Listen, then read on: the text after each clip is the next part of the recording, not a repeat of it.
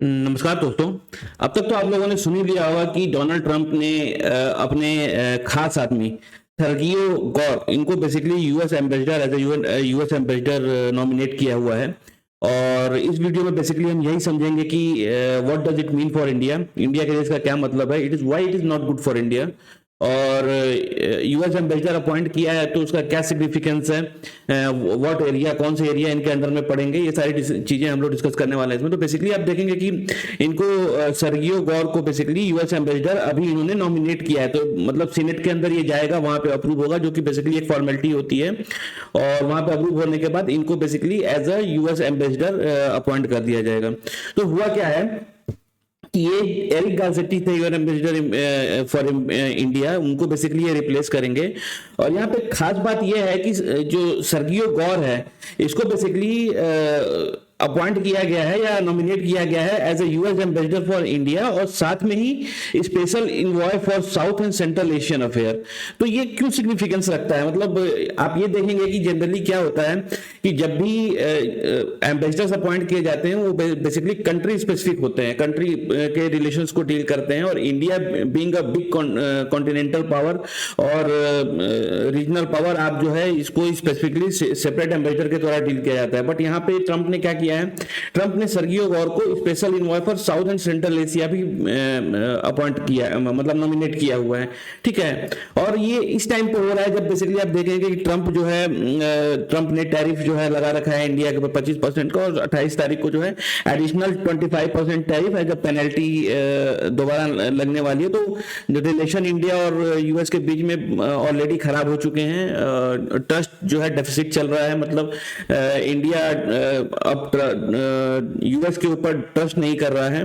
और उसकी उसी उसी टाइम पीरियड में इन्होंने सर्गियो गौर को जो है as a special envoy appoint कर दिया साउथ एंड सेंट्रल एशिया, और नॉमिनेट कर दिया यूएस एम्बेसडर फॉर इंडिया। तो आप देखेंगे कि क्या डिफरेंस क्या है। तो इसमें बेसिकली क्या है, जो सर्गियो गौर है इसको अगर स्पेशल इन्वॉय किया अपॉइंट किया जाता है तो उसको एक्स्ट्रा अथॉरिटी मिल जाती है, मतलब जो यूएस एम्बेसडर को पावर होता है उसके कंपैरिजन में यहाँ पे एक्स्ट्रा अथॉरिटी मिलती है जो स्पेशल इन्वॉय है। तो अगर मैं स्पेशल इन्वॉय यूएस एम्बेसडर की बात करूं तो यूएस एम्बेसडर का मेन काम क्या होता है, कंट्री स्पेसिफिक रोल होता है। तो यहाँ पे क्या करता है, बेसिकली एम्बेसी मैनेज करना, ट्रेड फैसिलिटेट करना, डिफेंस और कल्चरल टाइज को जो है मजबूत करना, और क्या प्रोग्रेस है उसको लेकर रिपोर्ट करना अपने स्टेट डिपार्टमेंट को। तो बेसिकली ये बायलैटरल रिलेशन जो है इंडिया के साथ ठीक करने का काम जो है या उसके साथ मेंटेन रखने का काम यूएस एम्बेसडर करता है। साथ में ही स्पेशल इन्वॉय का काम क्या है होता है, स्पेशल इन्वॉय बेसिकली जो है आप देखें कि कौन कौन से एरिया कवर करता है। तो जो सर्गियो गौर है उसके अंडर में बेसिकली आएगा साउथ एशिया और सेंट्रल एशिया। साउथ एशिया में कंट्री जैसे इंडिया, पाकिस्तान, बांग्लादेश, नेपाल, श्रीलंका, मालदीव, भूटान, अफगानिस्तान। वैसे ही सेंट्रल एरिया में Kazakhstan, Uzbekistan, Turkmenistan, Kyrgyzstan, Tajikistan, ये सारे एरियाज जो है इसके अंडर में आएंगे।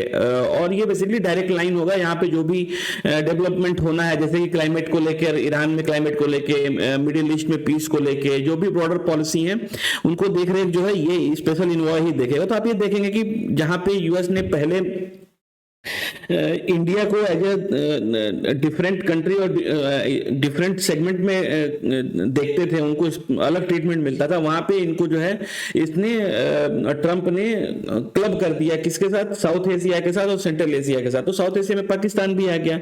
मतलब कहने का मतलब यह है कि पाकिस्तान को आप देखेंगे कि किस तरह से पॉलिसीज डिसीजंस जो हैं पाकिस्तान को लेके ट्रंप का जो है झुकाव पाकिस्तान की तरफ है, how he want to use Pakistan for his benefits. तो उसमें जो है आप उसको at equal at par with his treating at par with India. अच्छा, पाकिस्तान से जो भी पॉलिसीज, पाकिस्तान से रिलेटेड जो भी पॉलिसीज होंगी उसके उसी के लेंस से जो है इंडिया को भी देखा जाएगा।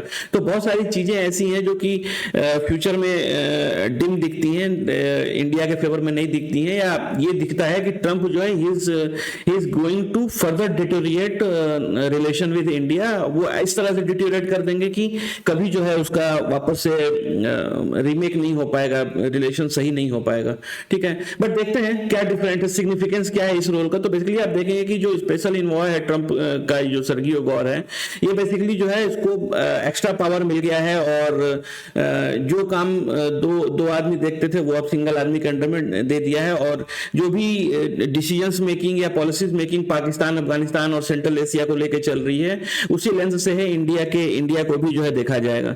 दूसरा ब्यूरोक्रेसी मतलब जो भी डिप्लोमेटिक चैनल्स थे अब उसको नहीं करके डायरेक्ट जो है ट्रंप को रिपोर्ट होगा, ट्रंप जो है डायरेक्टली इन्वॉल्व होंगे। जैसे कि मान लीजिए इंडिया के ऊपर कंट्रोल करना है, या इंडिया के ट्रेड्स को हैम्पर करना है, या जैसे इंडिया को ट्रेड निगोशिएशन चल रहे हैं उसके अंदर डोमिनेट करना है, he can use this special envoy और सर्गियो गौर फॉर दिस, ठीक है। दूसरा क्या है कि आप अगर देखेंगे, अगर मैं बात करूं कि सर्गियो गौर जो है why he can't be in benefit with Asia और इंडिया, तो सर्गियो गौर का बेसिक आप रोल अगर देखेंगे प्रेसिडेंशियल ऑफिस तो उसके his role is presidential personal office, इसका रोल ये है व्हाइट हाउस के अंदर। और ये बेसिकली क्या इसका अब तक का ये है कि इसका काम वेटिंग और इंस्टॉल करना, वेटिंग मतलब जांच पड़ताल करना, और फिर ये देखना कि ये ट्रंप की पॉलिसीज के हिसाब से मैच करते हैं कि नहीं, जो जिन भी पर्सनल को जो है अपॉइंट किया जा रहा है वो बेसिकली ट्रंप के पॉलिसीज के साथ मैच करते हैं कि नहीं, करस्पॉन्ड करते हैं कि नहीं उसके फॉरेन पॉलिसी के साथ। और अगर नहीं करते हैं तो उसको ब्लॉक करना, और जो उनके साथ मैच करते हैं उनको अपॉइंट करना। तो अप्रोक्सीमेटली 4000 अपॉइंटमेंट इसके अंडर में हो चुके हैं अब तक सर्गियो गौर के अंडर में। और बेसिकली जो वहां पे आप जो भी लैंडस्केप देखेंगे, जितने भी आपने देखा होगा ना कि किस तरह से जितने भी लोग ट्रंप के आसपास हैं सब जो है एक ही टोन में, एक ही लाइन में जो है अगेंस्ट इंडिया के बात करते हैं, ठीक है। तो it is basically they all are aligning with Trump, तो उसका मेन क्रेडिट जाता है दिस पर्टिकुलर पर्सन। तो उसको कहा भी जाता है कि he is basically a powerful man you never heard of. और सही बात है कि आज तक सर्गियो गौर का नाम किसी ने मेजर पॉलिटिकल इंप्लीकेशंस के लिए तो सुना नहीं होगा, ठीक है। तो इसका बेसिक काम यह है कि लॉयल्टी टेस्ट करना, कि if you are loyal with Donald Trump, अगर उसके मेक अमेरिका ग्रेट अगेन की प्रायोरिटीज के साथ आप लॉयल हैं तो आप जो है अपॉइंट हो सकते हैं, काम कर सकते हैं, otherwise you are out of system, ठीक है। इसका एक बहुत हाई प्रोफाइल केस था, जैसे कि जेरेड आइजैकमैन करके एक थे नासा के नॉमिनेशन के लिए। बेसिकली जो है उसके जो है उसका कंट्रीब्यूशन के लिए जो है इसके डिसीजन बहुत ही इंपॉर्टेंट मायने रखा था, तो वहां से इसका नाम काफी ये हुआ था। दूसरा अगर हम देखें तो क्या पोटेंशियल हार्म या रिस्क है इंडिया के लिए, तो basically he is basically loyal to Trump, ठीक है। तो अगर ट्रंप सपोज से something, he is definitely going to fall on that line only. तो बेसिकली ट्रांजैक्शनल डिप्लोमेसी, खाली हमको ट्रांजैक्शन से मतलब है, भाई अमेरिका के लिए क्या बेनिफिट है, अगर अमेरिका के लिए बेनिफिट है then we can move ahead with this, otherwise trade negotiation चल रहा है इंडिया के साथ, तो वहां पे बेसिकली क्या कर सकता है कि लोअर टैरिफ के लिए कर सकता है, या मार्केट ओपन करने के लिए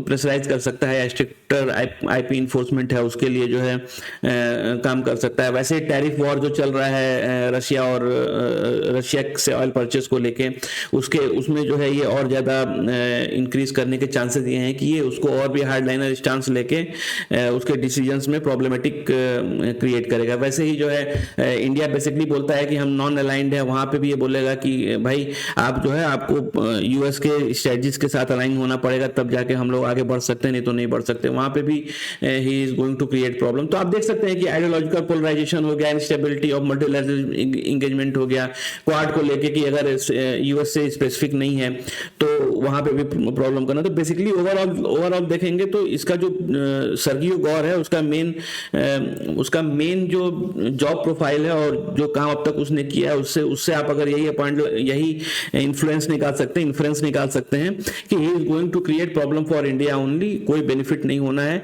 और इससे साफ पता चलता है कि हाउ ट्रंप जो है किस तरह से इंडिया को देख रहे हैं, क्योंकि बीइंग इंडिया को चाइना को काउंटर बैलेंस करने, जो पहले यूएस देखता था चाइना को काउंटर बैलेंस करने के हिसाब से, अब इसने जो है क्लब कर दिया कि हम लोग पूरा सेंट्रल एशिया को जिस हिसाब से देखते हैं उस हिसाब से इंडिया को भी देखेंगे और हमारी पॉलिसीज उस हिसाब से डिफाइड करेंगे। तो basically what Trump want to say that India is not that important for me, और मैं जो है अमेरिका की प्रायोरिटीज को ऊपर करूंगा, nothing matter for me, only business matters for me. तो ये था दोस्तों बेसिक केस और अंडरस्टैंड करने की कोशिश की why Sergio Gor is not suitable और how is going to create problem for India, और he is going to deteriorate India US relation further more.